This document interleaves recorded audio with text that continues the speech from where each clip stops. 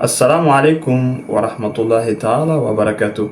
Bienvenue à tous. Aujourd'hui, nous allons parler d'un courant de pensée qui prend de plus en plus d'ampleur dans les milieux islamiques, à savoir ceux qui se disent les couranistes, ou ceux qui prétendent suivre uniquement les Saint-Coran en rejetant la sunna du prophète sallallahu alayhi wa alihi et les hadiths.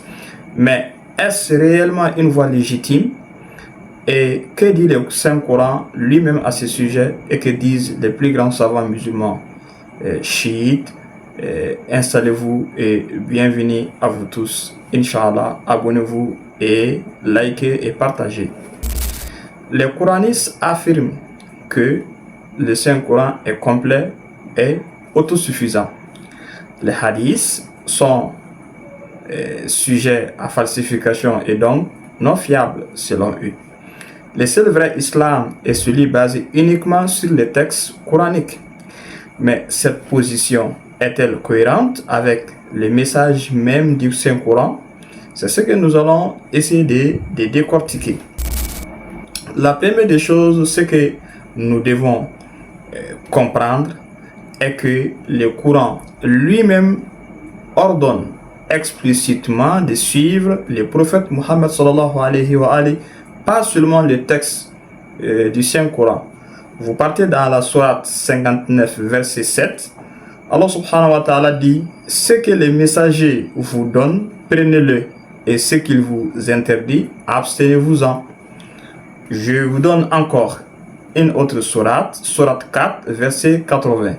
Quiconque obéit aux messagers a obéi à Allah subhanahu wa ta'ala. Sourate 33, verset 21 aussi.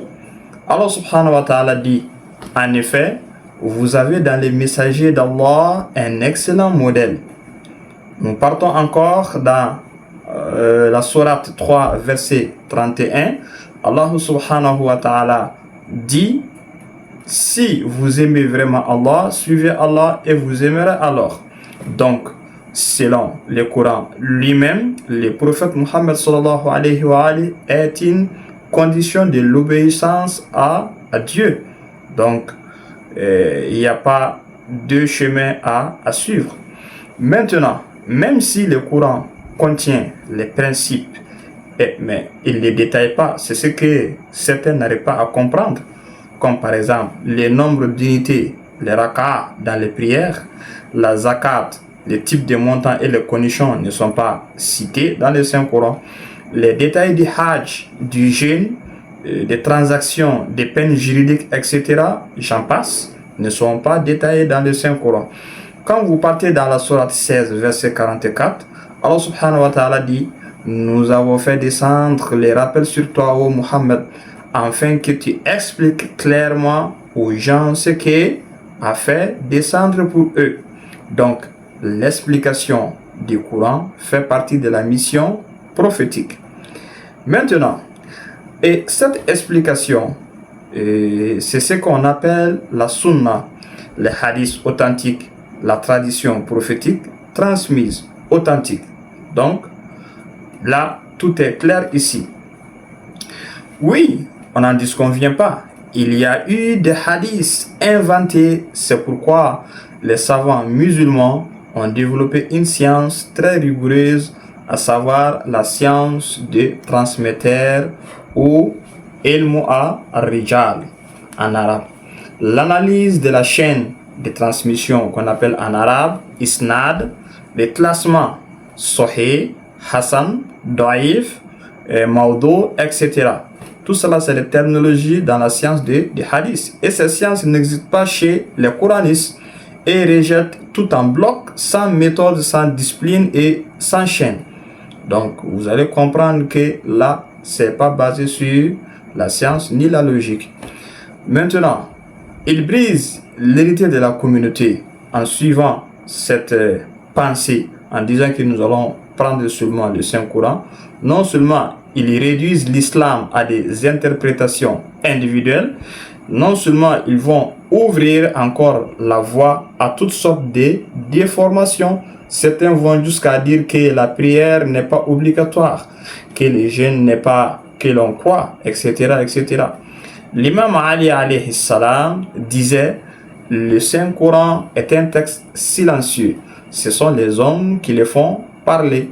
Sans la sunna du prophète Mohammed sallallahu alayhi wa alayhi, chacun y va de son interprétation. Tout le monde va dire ce qu'il pense, alors que le Coran n'est pas ce qu'il pense. Ça vient de Allah subhanahu wa ta'ala.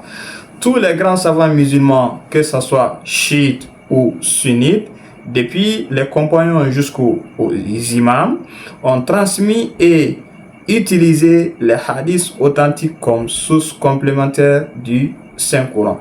Même le Coran dit qu'il faut revenir aux gens de la science. Sourate 16, 43 demande donc aux gens de rappel si vous ne savez pas. Sourate 16, verset 43. L'islam est une religion de transmission, de sagesse, de cohérence. Rejeter la sunna, c'est rejeter le prophète en quelque sorte.